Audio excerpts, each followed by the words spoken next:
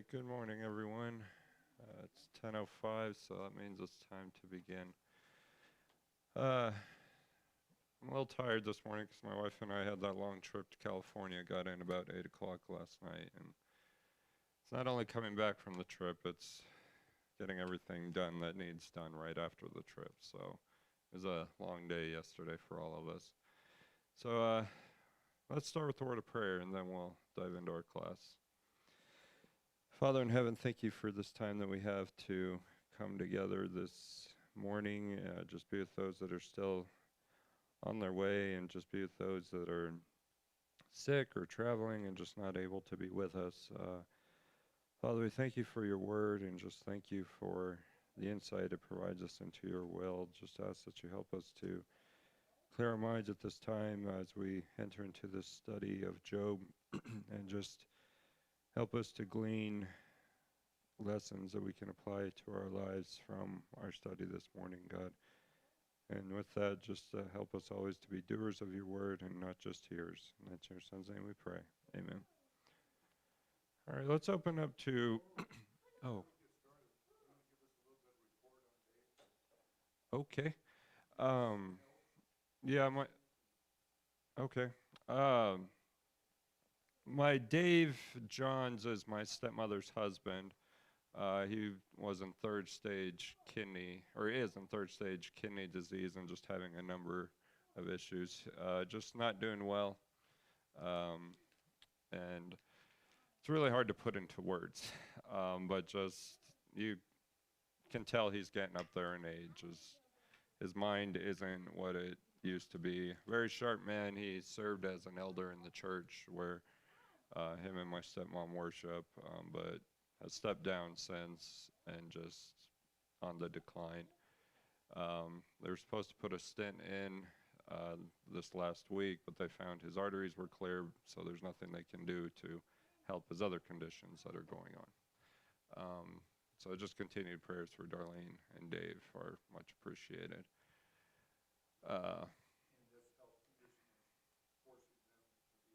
Yeah, and this health condition is forcing them to be apart because Darlene, my stepmom, is also recovering from recent ear surgery, and just she's living with my stepsister, and so they're married but having to be apart, and because Dave's living with his daughter, so just trials all around on that front. So continued prayers for them are appreciated. Yeah.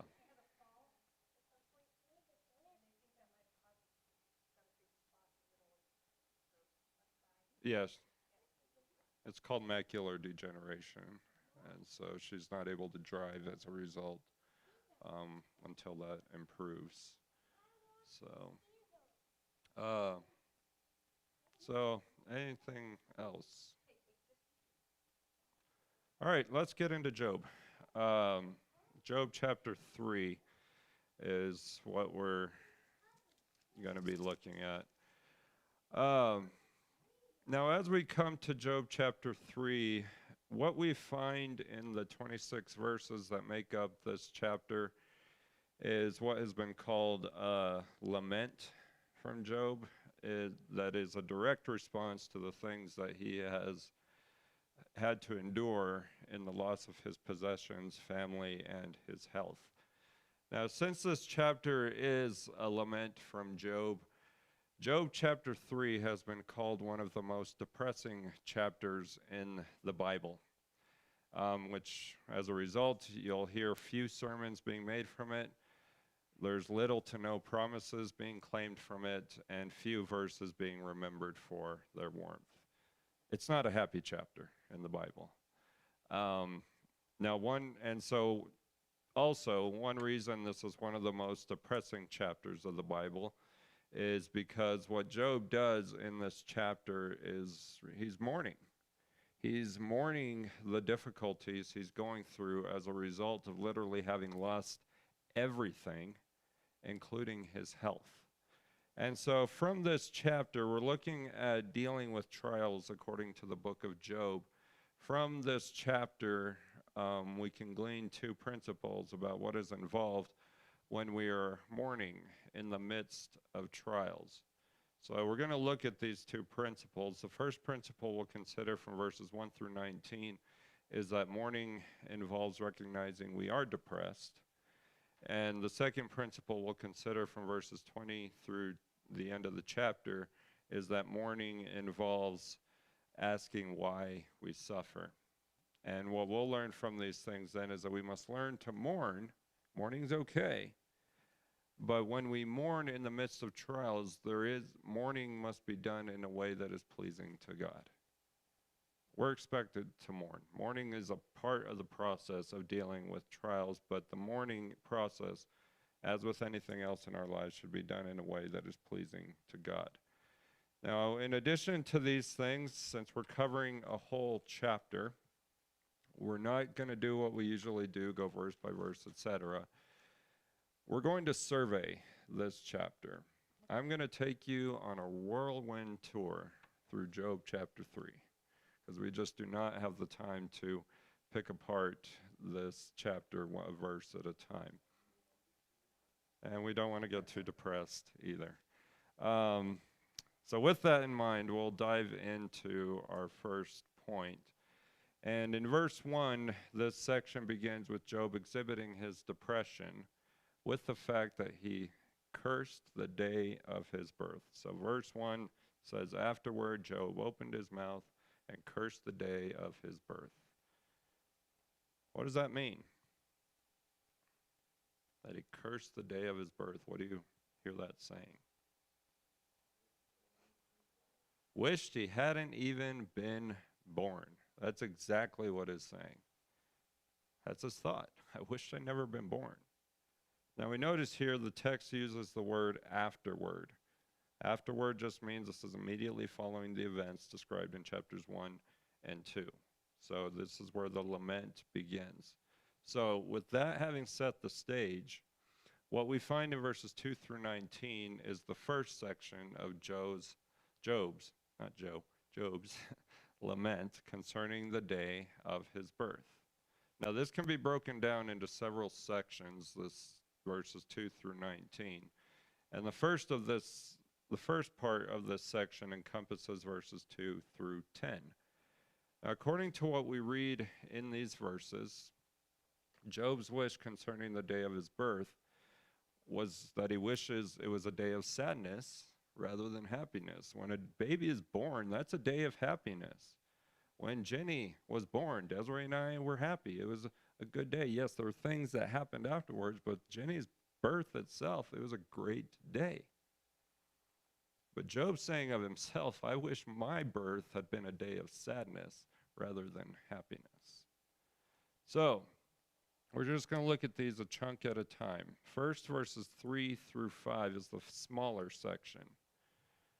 Now, verses 3 through 5 are the part of this lament where Job curses the day of his birth, where he establishes that point. Now, when you read verses 3 through 5, and then we'll just take a look at it briefly. It says, let the day perish on which I was to be born, and the night which said, a boy is conceived.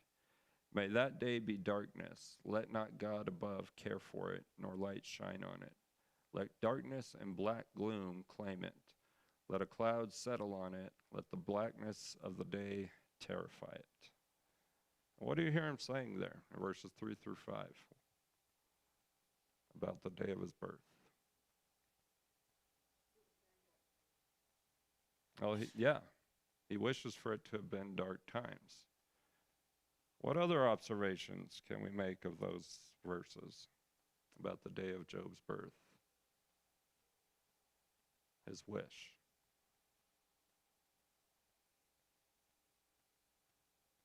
How does he wish God would have seen it?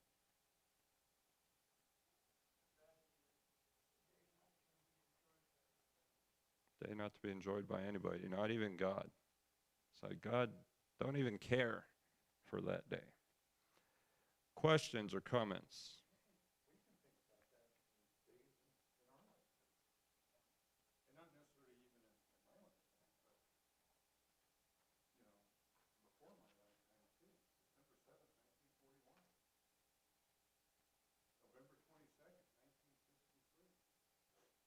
I see what, yeah,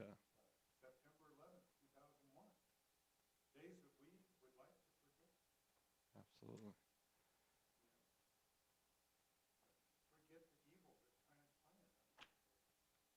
Yeah.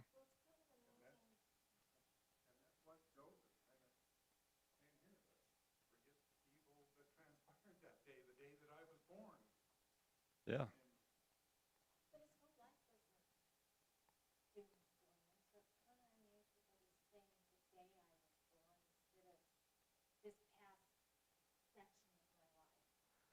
It is unusual, but we have to remember the context. The context is what's gone on. He's so depressed about what's happened that he wishes he'd never been born, and he wishes the day of his birth had been this dark day instead of a joyous day. Andrea?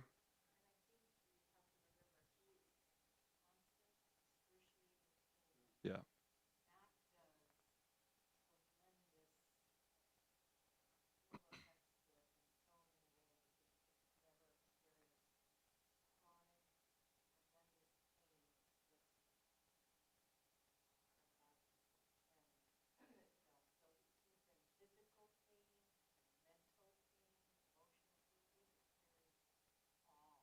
yeah.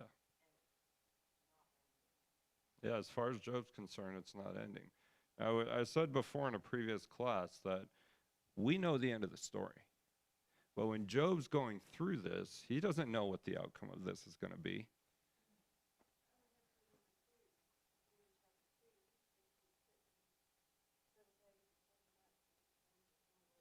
Absolutely.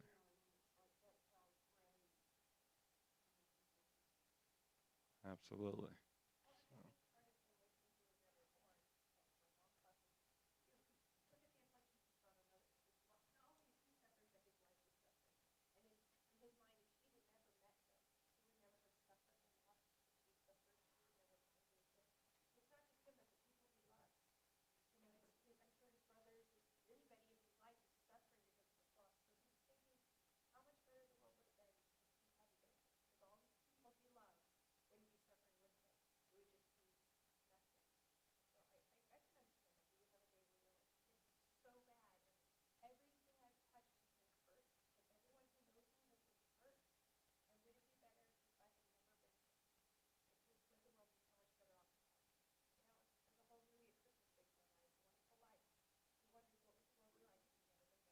I've not seen that movie actually. I need to watch that. Yeah. Yeah.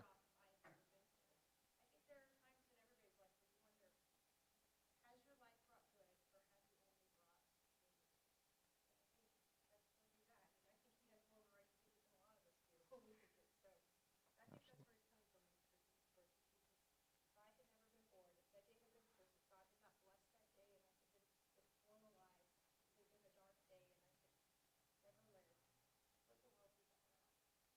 Absolutely.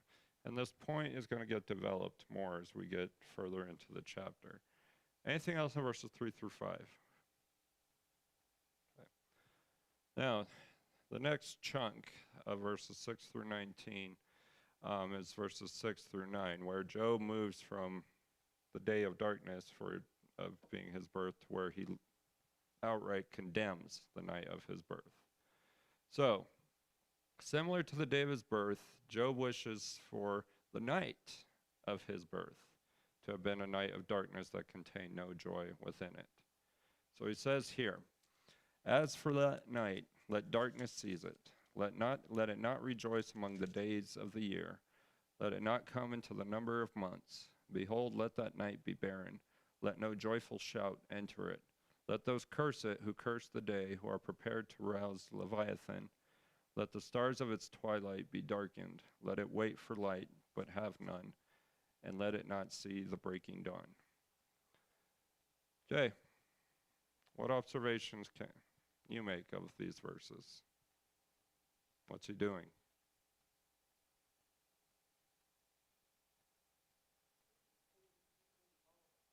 Digging deeper in the hole. Okay.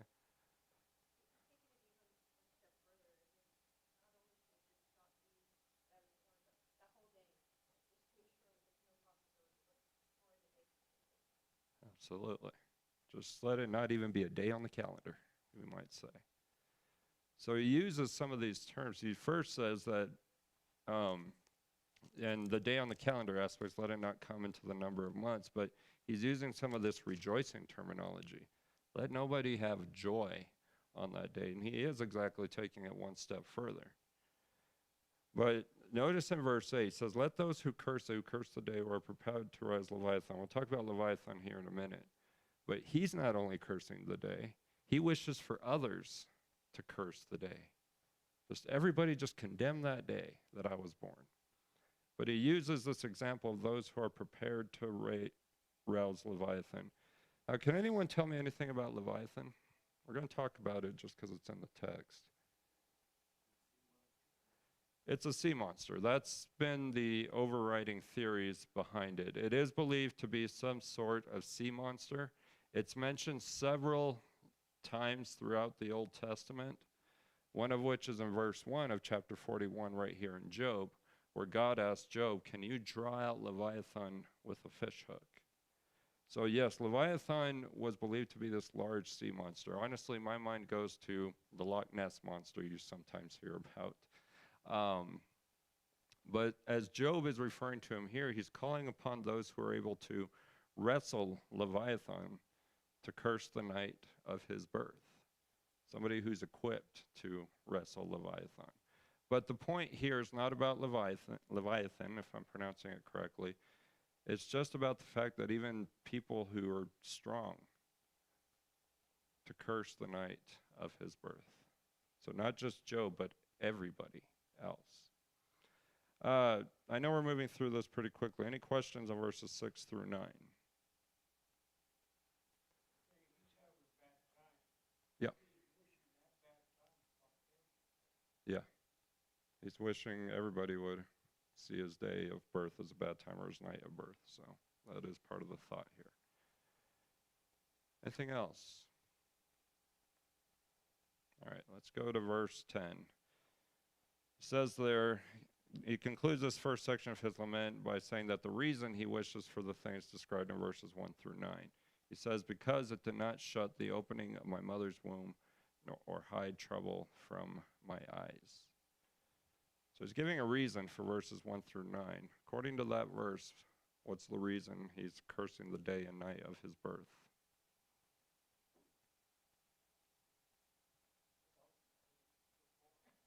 Ultimately, he was still born. And this is,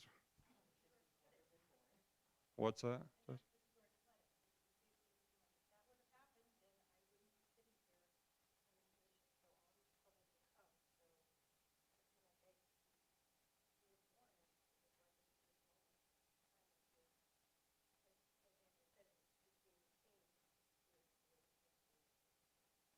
Absolutely. He was ultimately still born. So that's where this shutting of the mother's womb comes in. It was not closed. It did not prevent him from seeing the troubles of this life. And so this being the case, verse 10 helps us to see that the main sentiment in Job's lament is that he wishes he had never been born. Questions or comments? Okay. So this brings us to the second larger section of this day of his birth lament in verses 11 through 19. Verses 11 through 19, the common sentiment through those verses is that he's been born, but he wishes he could have died at birth if he was going to be born. So he begins in verses 11 and 12 asking two rhetorical questions. He says, why did I not die at birth, come forth from the womb and expire? Why did the knees receive me, and why the breasts that I should suck? What's he asking?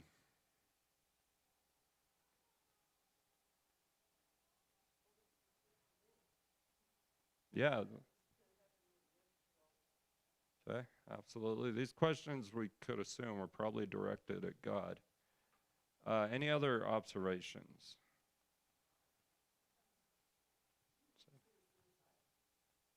That's true. There's no indication he was considering suicide. That's a good point to make.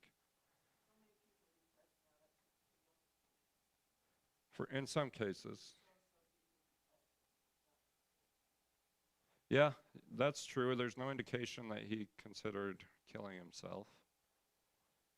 His wife probably encouraged it, curse God and die, but that's a different point. Um, any other observations before we hash these verses out a little bit?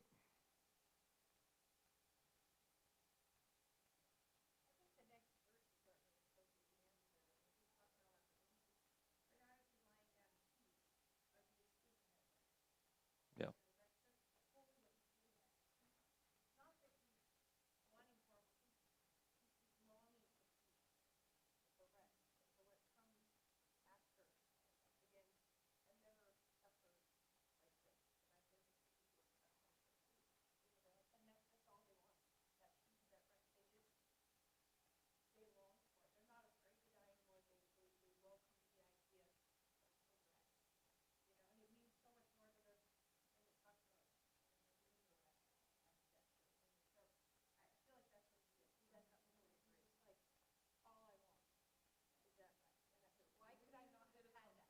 Right.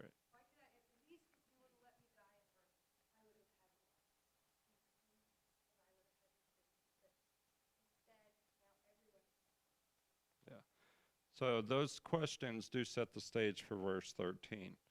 Now, looking at verses 11 and 12 together before we get to verse 13, these are questions that deal with the initial stages of infancy. You probably see that. And so the idea in the first question, verse 11, is that Job just wishes, why didn't I just die at birth? I've been born. I wish I could have just died at birth.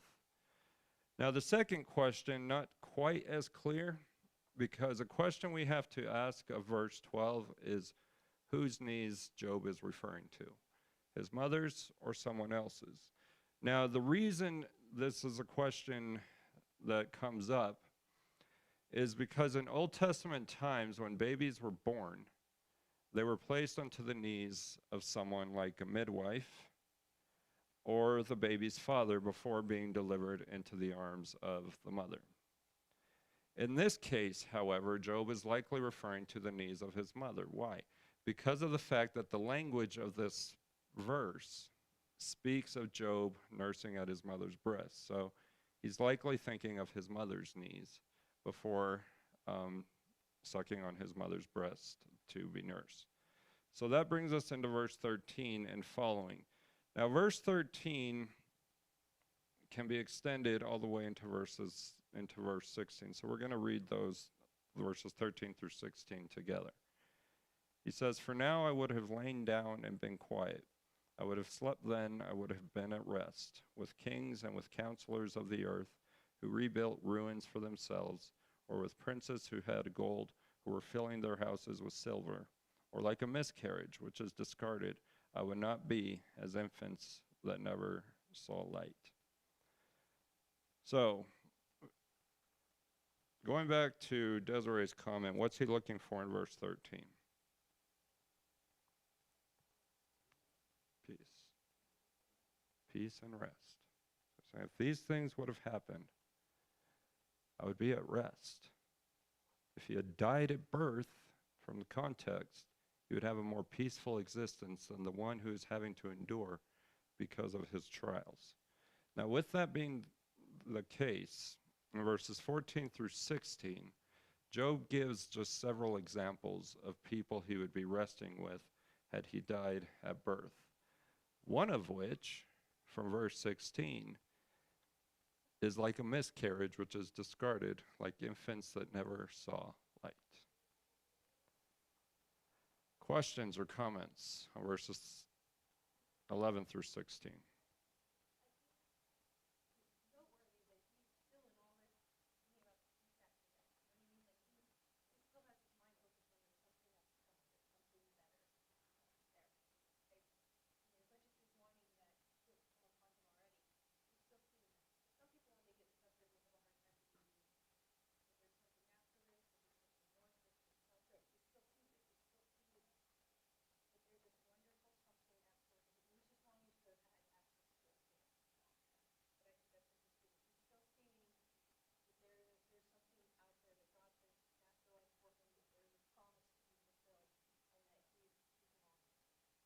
Absolutely. And these examples that he gives of these are people who already are enjoying that rest that he's looking for. So that's the point he's making. It's in all of this, that he wants that rest. This is why he's wishing he would have died at birth, because, yeah, in his mind, there's something great on the other side.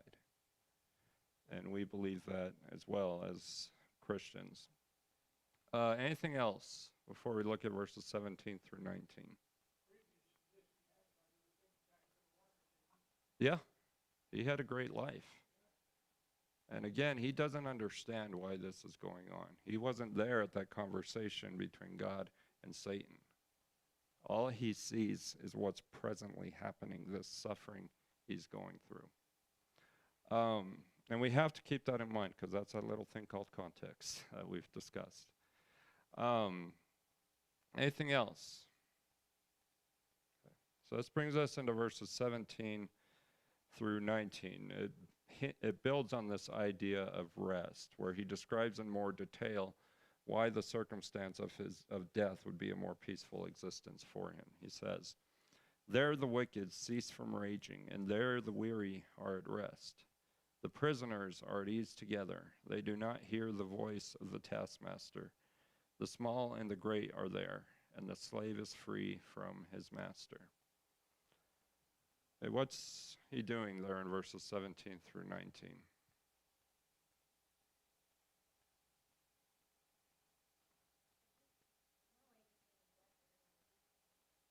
Okay.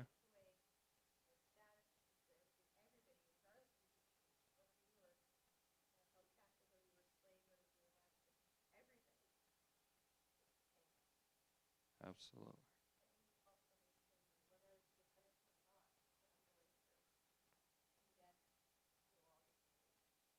Absolutely.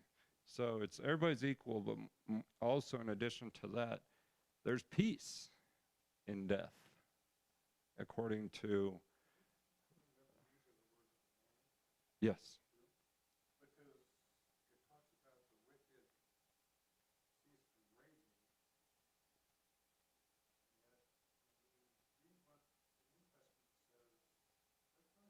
Right. Yeah.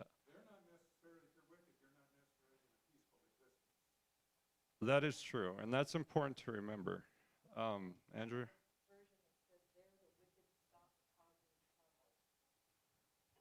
Okay, does anyone else have an alternate translation than the wicked cease from raging? Cease from turmoil? Okay.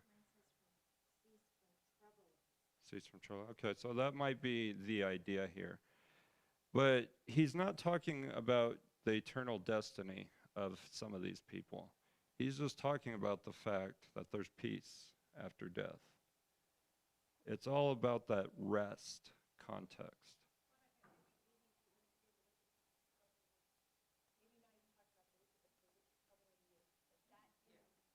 That's also true. Yeah.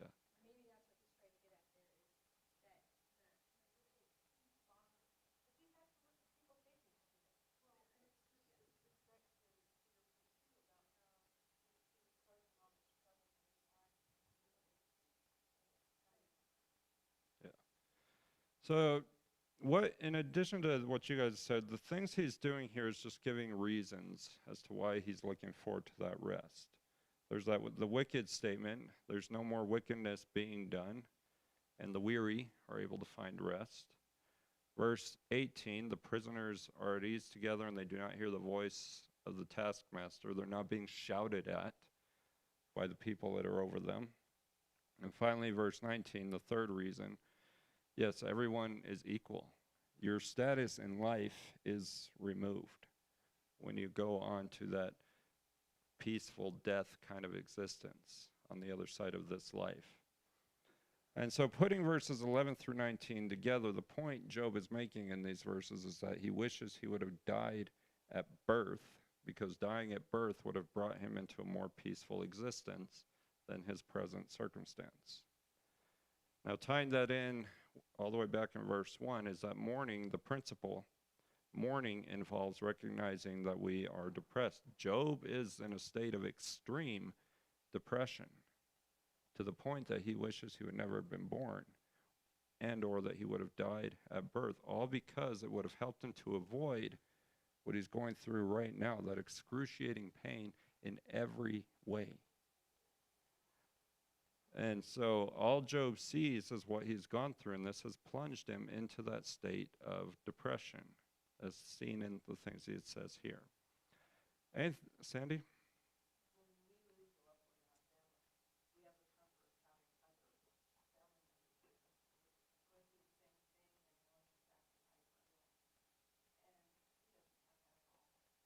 It doesn't look that way, that he has that. So you're right, in other words, that he doesn't seem to have any real comfort. Anything else before we go to verses 20 through 26? Okay. So verse 20 through 26, we're going to look at our second principle involving mourning, and that involves asking why we suffer. Verses 20 through 23, Job asks two rhetorical questions that seem to be directed at God and have to do why God allows someone to carry on an existence of suffering. He says, verses 20 through 23, why is light given to him who suffers, and life to the bitter of soul, who long for death, but there is none, and dig for it more than for hidden treasures, who rejoice greatly and exult when they find the grave? Why is light given to a man whose way is hidden and whom God has hedged in? What do you hear being said here? What's Job's idea?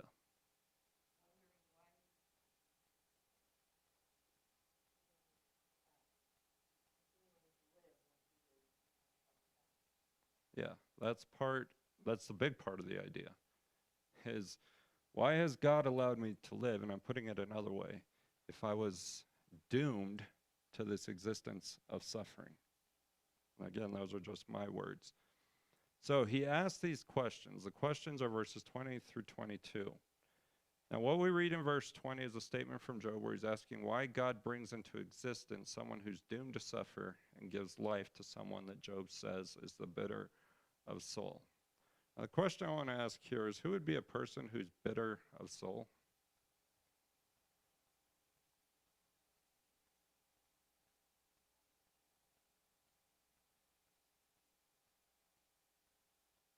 You ever met someone like that?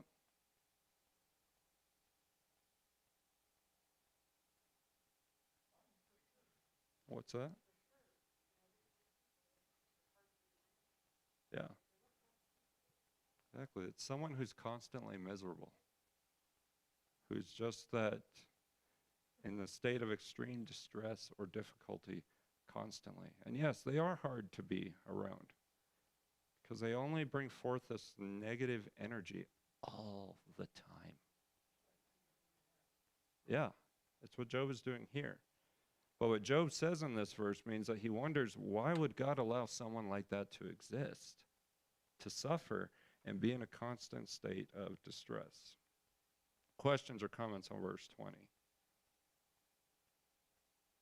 Okay, so he has this bitter of soul person in mind. What does this person look for according to verse 21?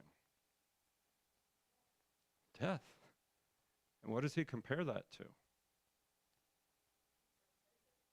Like, you're searching for a treasure that you can't find. Death is their treasure, more than any other material wealth. So, this bitter of soul person is someone who's seeking to die but can't find it, can't reach that goal. So this tells us this isn't suicide he's considering. It's just that person who's short of being suicidal but is still looking for that death more than they're looking for great wealth. They care about death more than the money that's in their bank account. Questions or comments on that? I know we're getting depressed here. That's the point. Yeah.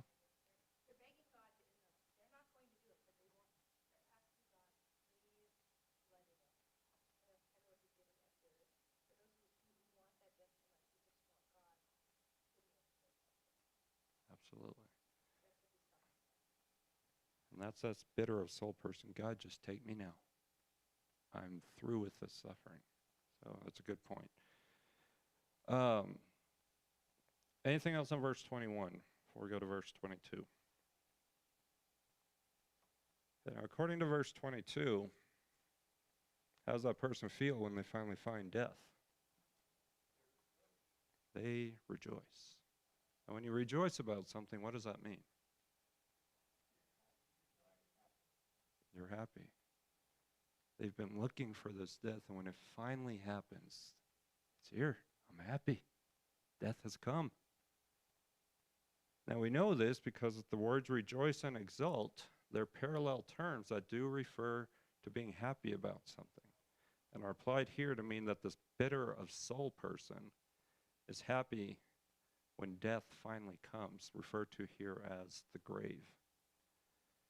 Questions or comments?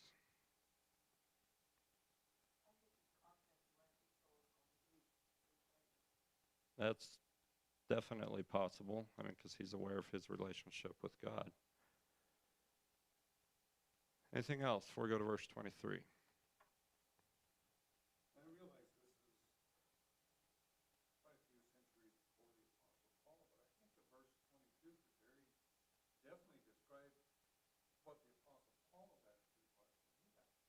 Yeah.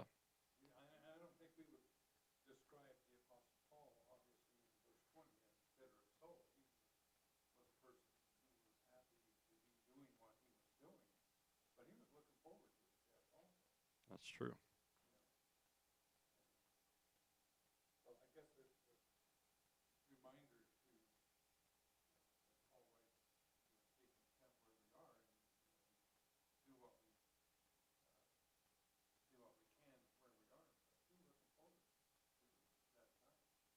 Absolutely. Um,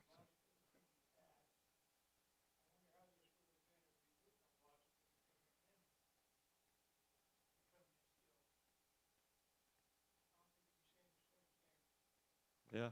If it was different circumstance, you might be saying something else. So coming into verse 23, makes up the second question. It's a question that uses the imagery of what God had done for Job, hiding him, hedging him in with blessings. But here now Job is painting the picture that God has hidden and hedged him in with suffering.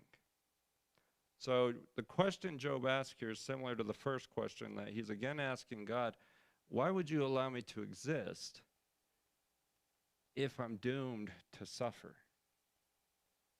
So he uses these ideas of hiding and hedging in. Now, if you're hiding and hedged in, what does that mean? You're trapped. That's exactly what this is. No way out. Now, in a positive sense, hiding and hedged in means you're protected.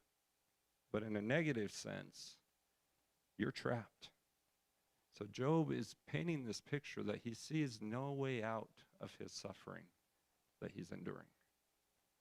He's asking, why would God allow that? Questions or comments?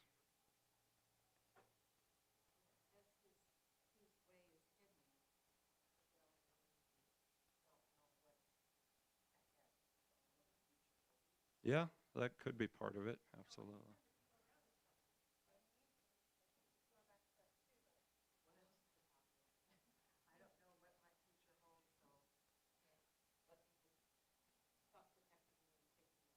Yeah, absolutely.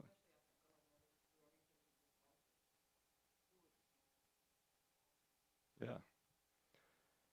Anything else? Okay, with the time we have left, we're going to go into verses 24 and 25, and then also touch on verse 26. But we'll start at verse 24 and 25, where he gives reasons for these questions. He says, "For my groaning comes at the sight of my food, and my cries pour out like water. For what I fear comes upon me, and what I dread befalls me." Now, what's he saying here? What do you hear him saying in these two verses?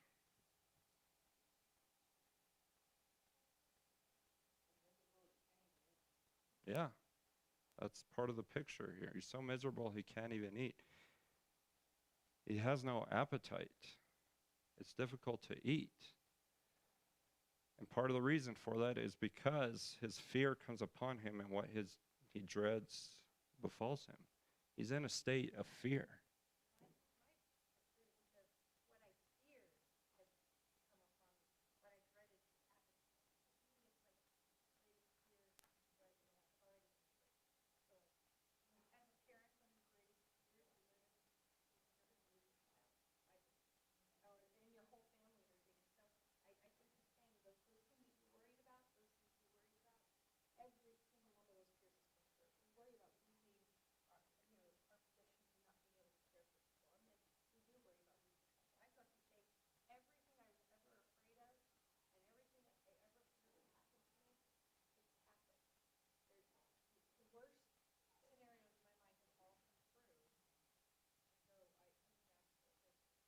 Yeah, and that translation is probably better because these things are currently happening to him.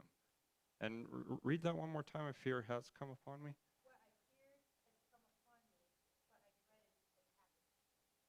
Okay, so what I feared has come upon me.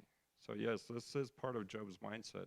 Everything he was afraid of has happened. So Desiree makes an excellent point. Yeah,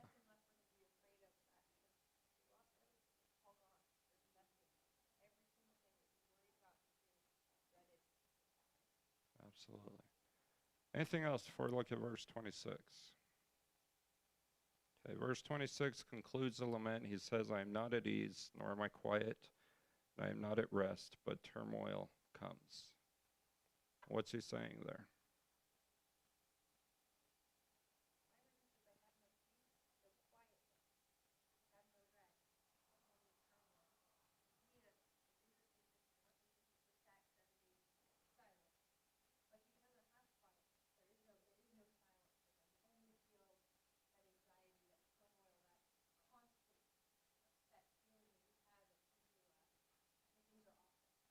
That's, yeah, go ahead.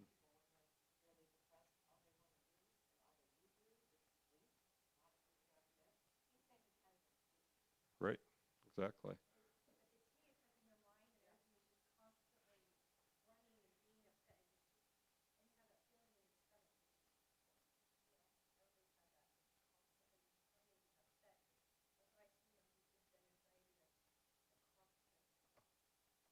Yeah, that's the point he's making. He's not at peace because of all this trouble going on in his life. But he's asking why. And so that's the principle here. Mourning involves asking why we suffer. He's looking for the reason. Now, he's not going to find the reason. God's eventually going to put him in his place, and he'll gain a new perspective on his suffering toward the end of the book. But he's still asking why. There's nothing wrong with asking why we suffer. The book of Job on its entirety is a great book to study on the problem of evil, pain, and suffering. But we still are able to ask why. But when we ask why, that should draw us closer to God, not further away from him, because that can happen. So, we've gone on this whirlwind tour of Job chapter 3. And if we're going to tie this into one point, part of dealing with trials is the process of mourning. Mourning is a natural part of dealing with trials. Mourning involves recognizing we're depressed, and it involves asking why we are suffering. And so we must take the time to mourn in the midst of trials. It's a natural part, but like any part of life, mourning should be done in a way that is pleasing to God. Another thing we should be reminded of is that in our mourning, we must turn to our Almighty God for that comfort and the answers we might be seeking in the midst of our trials and in the midst of our mourning. Any other questions or comments?